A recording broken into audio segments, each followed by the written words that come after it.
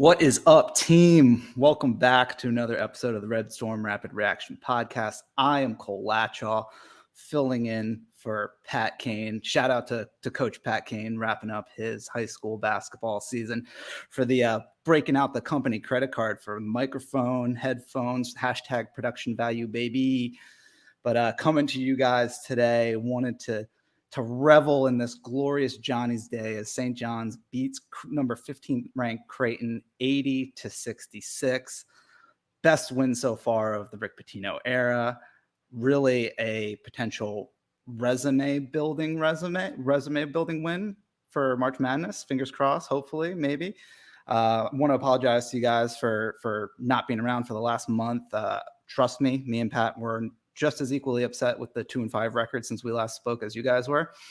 But as Pat starts to wrap up his season, me and him will be coming to you guys much more regularly. But let's talk about this St. John's win. Again, beating number 15 ranked Creighton. Huge win for what this could potentially do, keeping us alive for potentially getting us into the tournament.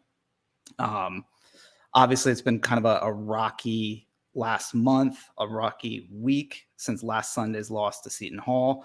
Rick Pitino made some questionable comments in a post-game interview that was really, in my opinion, blown out of proportion in the national media. Potentially, maybe he needs to say those things a little more often out in public to rile up his team, because since then, St. John's is 2-0 after beating Georgetown, and now today again Creighton. I think this game really comes down to two different things today. St. John's, 24 assists on only 3 turnovers, 34 made baskets. So sharing the sugar, you get 24 assists on 34 baskets is incredible. On the other hand, Creighton, 13 turnovers, which led to 18 points for us. Creighton obviously is a tremendous offensive team. They live and die by the three-pointer, great three-point shooting team. They today shoot 6 of 26 from 3 after shooting 14 of 28 when they beat number 1 UConn earlier in the week. So really tough turnaround. Trey Alexander had an amazing game for them, 31 points today. He shot 4 of 8 from 3.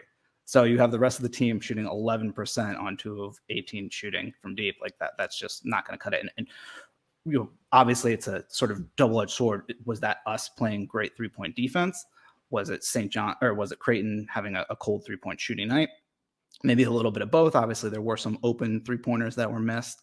Baylor Shireman had a rough go of it today, but just awesome win. I thought we did a tremendous job attacking sort of the mid-range elbow area. Obviously, Rick Pitino is an absolute basketball wizard, wonderful tactician. You saw a lot of high ball screens, just tremendous penetrating dribbles by Jenkins, Dingle, and to a lesser extent, Simeon Wiltshire. And then the guys pulling up with confidence from the mid-range and knocking shots down. I know they said that Coach McDermott was worried about St. John's ability to attack them from the mid-range. And that's obviously what was the game plan. And we really succeeded. Again, as I talk to you guys every single time when Pat's not around, I apologize for our YouTube listeners who don't get to see Pat's beautiful graphics, but I'll just walk us through quickly the box score, some of the individual performers that stood out to me. Obviously, Dennis Jenkins, tremendous game, 27 points, 6 assists, only 1 turnover, 12 of 18 shooting. Just tremendous job by Dennis. Glenn Taylor, I thought might have been the most important player on the court today for St. John's. Only 4 points, but 10 rebounds, 6 assists.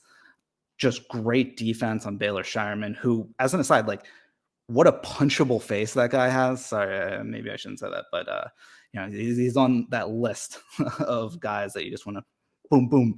But Chris Ledlam, awesome game too. 7 points, 6 rebounds, 2 steals. I thought really a great moment for him in the second half was when he dove for that loose ball and got a quick timeout on a turnover by Creighton. Really was kind of a who wants it more moment in my opinion, and Chris was the first man on the ground. It was awesome to see. As I mentioned before, Jordan Dingle, great game, 18 points, 8 of 13 shooting, really was just dead on on those mid-range jumpers. Great game from him. Joel, 12 points, 7 rebounds, 5 assists, 2 blocks, solid all-around game for Joel. Obviously, he was working against Kalkbrenner, who was a load and tough to take care of, but great game by Joel. And Simeon, I thought, gave us 12 great minutes. Awesome to see him pulling up for confidence, 6 points, 3 of 5 shooting. And from here, we again, we put this win in our back pocket. I think it's obviously the best win of the season. After Creighton ranked number 15 after beating the number 1 team in the nation. It'd be interesting to see where they're ranked following sort of an up and down, obviously, week with a road loss to us and a home win against the number 1 team in the nation. Got to think they probably at least stay where they're at now at 15th, if not maybe even move up a little bit. So awesome win. Obviously, the Utah game now is no longer a quad 1 win. So I think we're now 2-10, I believe, in Q1 wins, Q1 opportunities, I should say. You hope Utah finishes the season strong. That moves back into Q1. We obviously are huge Villanova fans for the rest of the year. Hopefully they string together some more wins and our sweep of them looks better. And obviously the season now comes down to, we move on to the next game, and the season comes down to Wednesday, 8:30, CBS Sports Network, against a Butler team that's really been struggling themselves. They're in dire straits, in need of a win too. So it's going to be 2 teams fighting for their tournament lives. 8:30, CBS Sports Network on Wednesday. Butler's lost 4 straight. They're 2 of 5 in February. Obviously, we'll be hungry for a win. But again, like I said, we win out. That will make us 19-12, 11-9 in conference. Maybe we get 1 additional tournament win, that Utah and Nova wins. Hopefully, again, they play well down the stretch. That gets those wins get better. I think that might be enough to have us dancing. And who would have thunk that a week ago after that losing that game to Seton Hall? I think none of us could have predicted 2 wins over Georgetown and Creighton. But here we are. There was an obvious path to still potentially keep our tournament hopes alive and potentially get in, and that was going undefeated for the rest of the season and maybe picking up a game in the Big East tournament.